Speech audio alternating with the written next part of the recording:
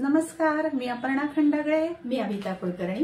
भाग 4 मध्ये आपलं पुन्हा एकदा मनस्वी स्वागत करतो.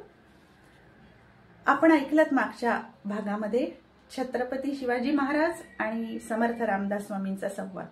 छत्रपती शिवाजी महाराज यांना रंगनाथ स्वामींच्या दर्शनाची अतिशय ओढ लागली आणि केव्हा एकदा त्यांचं दर्शन होतंय असं शिवरायांना वाटू लागलं. ते उत्सुक होते. एकदा आपल्या सगळ्या लवाजम्यासह शिवाजी महाराज निर्गुणपुरास म्हणजेच साताऱ्याजवळचं निगडी इथे आले. वेळ होती दुपारची. दुपारी स्वामी भोजन करून तांबूल सेवन करीत बसले होते मंचकावर, म्हणजे रंगनाथ स्वामी बरं का. पहुडले होते. आधी बसले मग पहुडले.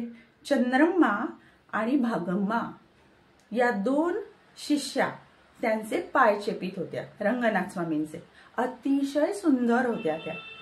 त्या पूर्वजन्मीच्या अप्सरा होत्या आणि या जन्मी आत्मज्ञानाच्या प्राप्तीसाठी मृत्यूलोकी जन्मास आला होता आणि कोणाजवळ आलेल्या? रंगनाथ स्वामींकडे.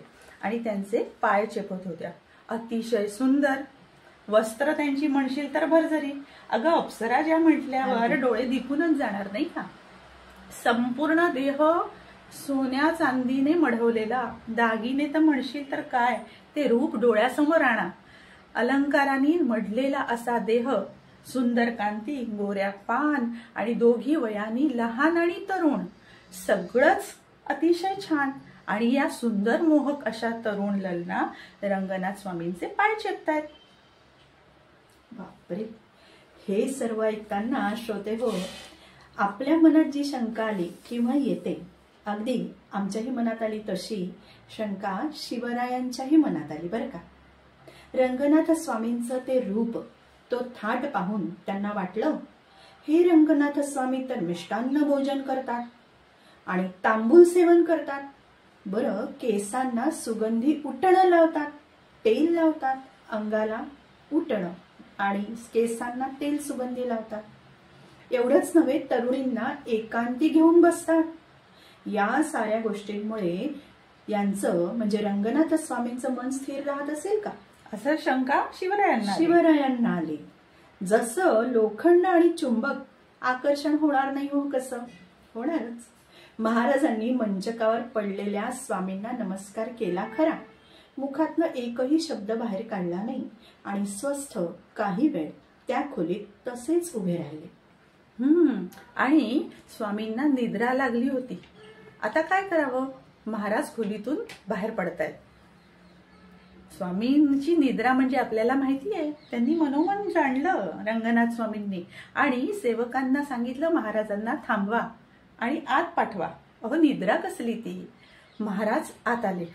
शिवाजी महाराजांकडे पाहत रंगनाथ स्वामींनी प्रश्न केला, आपण समर्थ रामदासांचे शिष्य आहात ना?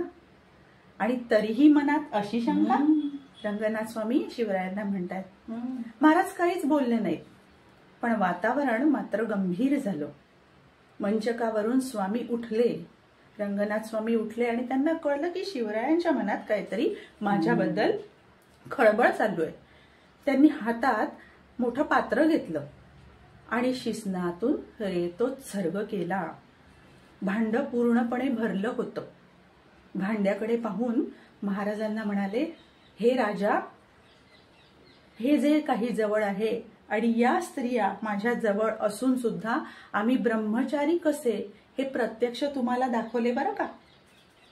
त्यामुळे तुमचे शंका निरसन झालेच असेल. असं म्हणून भांड्यातील रेत योग सामर्थ्याने पुन्हा रंगनाथ स्वामींनी शोषून घेतले आणि पुन्हा जेथेच्या तेथे नेऊन ठेवले. मंडळी, साधी सोपी गोष्ट नाही आणि ती प्रत्यक्ष रंगनाथ स्वामींनी शिवरायांना करून दाखवली. आणि हा चमत्कार पाहून महाराज तर आश्चर्यचकित झालेच, पण सभोवताच्या मंडळींना सुद्धा आश्चर्याचा पारावर राहिला नाही. अगदी अगदी महाराजांना ना, छत्रपतींना महदाश्चर्य वाटलं या गोष्टीचं. सर्वांगावर रोमांच उभे राहिले आणि मनातनं भय सुद्धा निर्माण झालं. का तर न जाणो आता स्वामी काय करतील असं त्यांना वाटलं आणि त्यांनी ताबडतोब स्वामींचे पाय धरले. अनन्य भावानी शरण आले. म्हणाले, गुरुमाय मला क्षमा करा, क्षमा करा. माझा अपराध पोटात घ्या. माझ्या मनी येऊ नये तो विचाराला. स्वामी म्हणाले, राजा सावध हो. माझा सखा रामदास म्हणजे समर्थ रामदास आणि त्याचा तू निर्मळ शिष्य, म्हणूनच तुला मी हे सारं दाखवलं. गुरुबंधू ना दोघं. अगदी. आणि येथून पुढे कोणत्याही संताविषयी कोणतीही शंका घेत जाऊ नकोस.